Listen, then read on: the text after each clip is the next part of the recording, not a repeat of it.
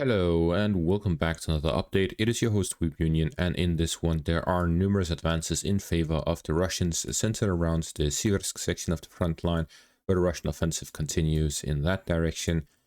both to the north of Soledar as well as in the eastern flank of Kashantifa. Offensive operations continue. In addition to this, the Russians advance within Myrnohrad and in the northern flank of the city, with additional advances within Hulyapole, with a Ukrainian small counterattack in that direction, where positional fighting has continued between the Russian and Ukrainian forces. In addition to this, an advance by the Russians northwest of Leman.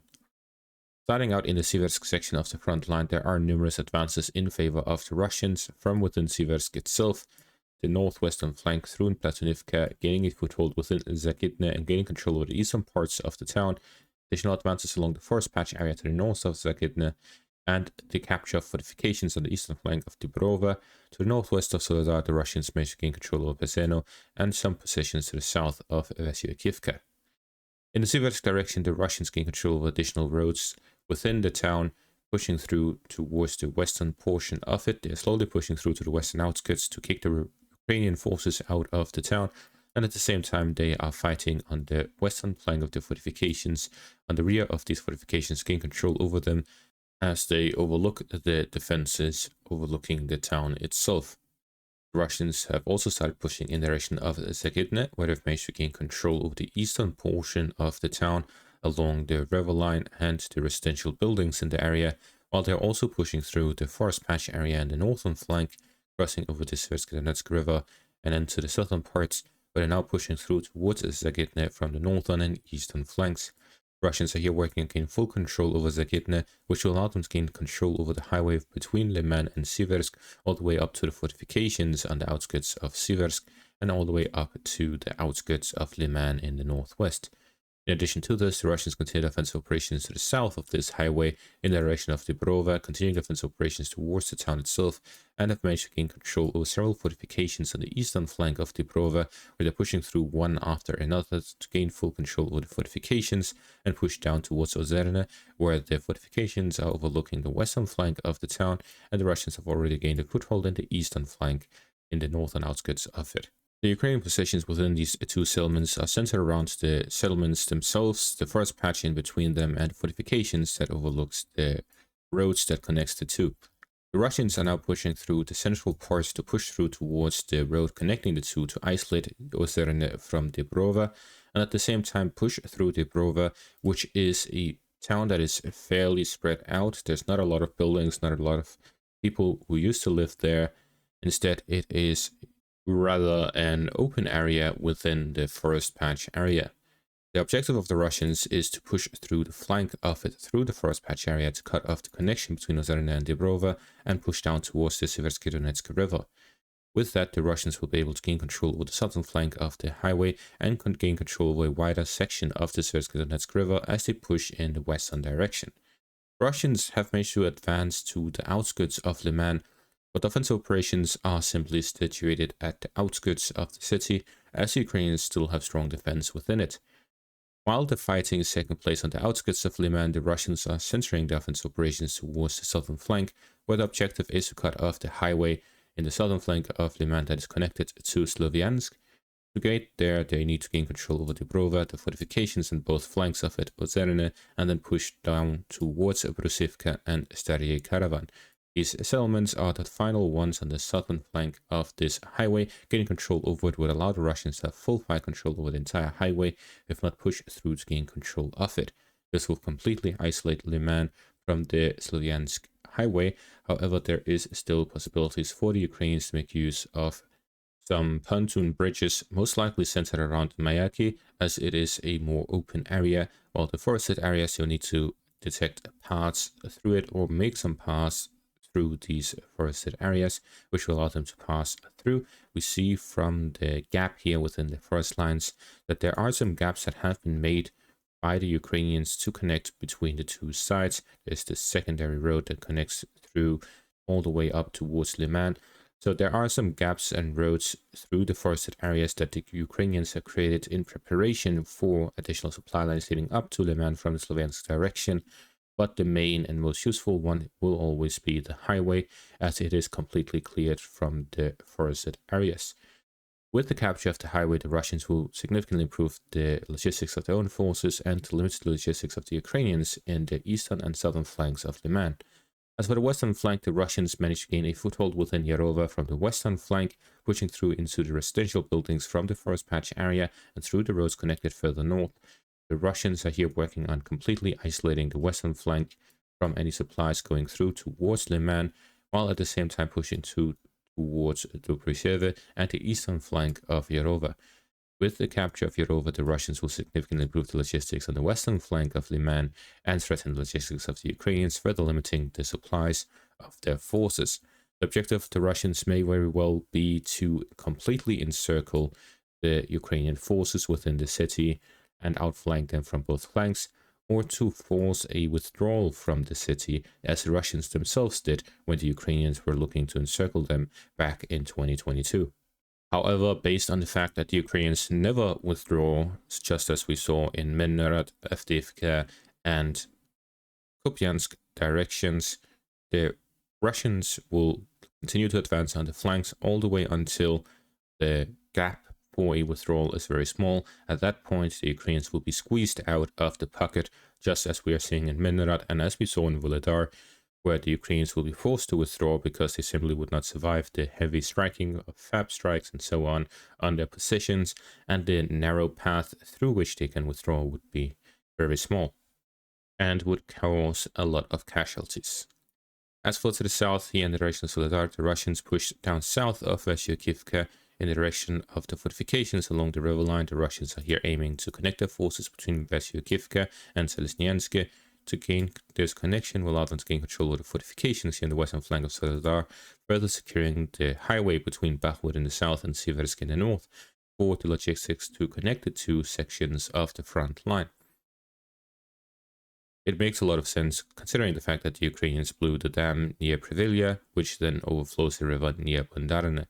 However, the Russians have continued offensive operations in the direction of Perseno, which will now allow them to outflank the fortifications further north along the same highway between Bakhmut and Siversk, where the objective of the Russians will be to gain control over all these fortifications overlooking the highway and the river line towards Zvenivka and the settlements on the eastern bank of the Bakhmutovka River as well.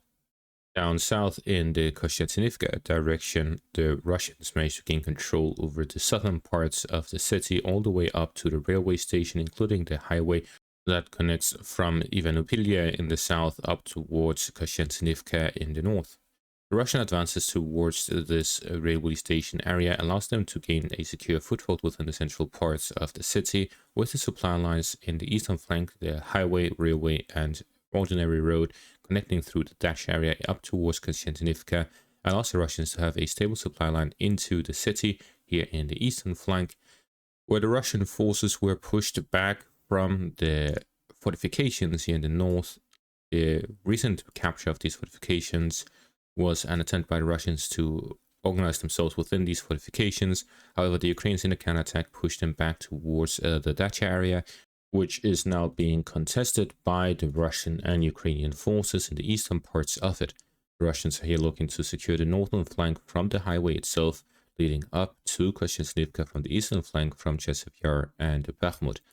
The Russian objective here is to secure the logistics leading into the city from the eastern flank, which will allow them to strengthen offensive operations throughout the city itself and to continue outflanking the fortifications that are meant to defend the city, but a loss of the city will allow the Russians to completely bypass these fortifications and attack them all from their weak point. So in combination with the offensive operations on the northern flank of Kashantifa and directly to the east towards the fortifications, they're mainly pushing now through the south up towards the north to gain control over the fortifications and the positions of the Ukrainians overlooking the supply line of the Russian forces and up towards flanking the fortifications of the Ukrainians in the area.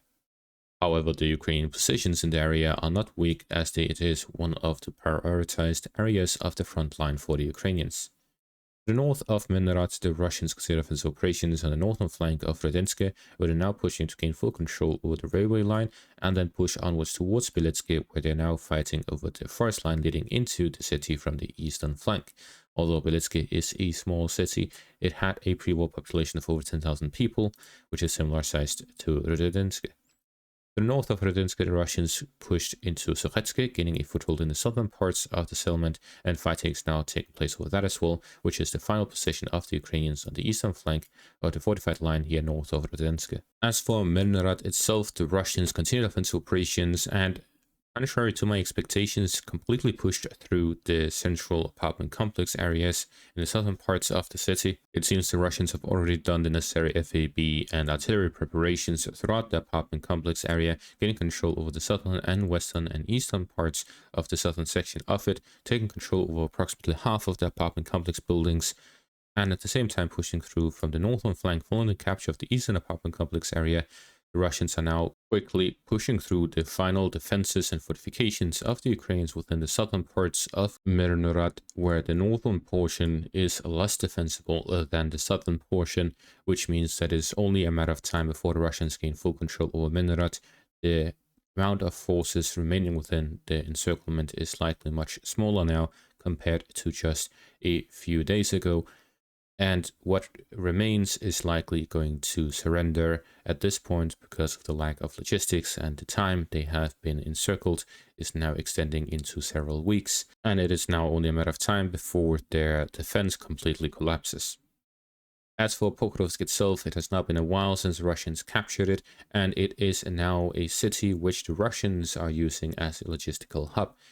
The Russians have now completely fully secured the southern parts of Pokrosk, everything south of the railway line, and it has allowed the Russians to start using and moving armored vehicles into the city. The Russians have been attempting pushes towards Hreshine. However, footage from Deep Sea Map shows that some of these have been very limited in success due to the lack of armored vehicles, but now that they have entered into Pokrovsk, the Russians can start a build-up for a push towards Hreshine with these armored vehicles, which will allow them to cover the distance between the city and the town to properly deploy their forces within it in larger numbers for the push to gain control of it. So we're seeing that the situation will now switch towards a stronger push north and northwest of Pokrovsk as the Russians continue building up their logistics within the city and consolidating their positions within it.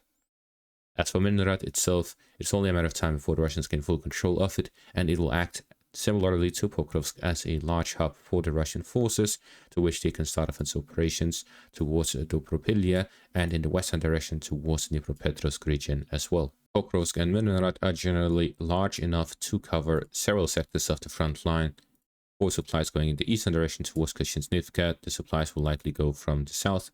from Donetsk and Avdiivka, and from the west through Pokrovsk, the east through Orlivka, and the northeast through Bakhmut. The Russians have several logistical lines that lead up towards Kashantifa,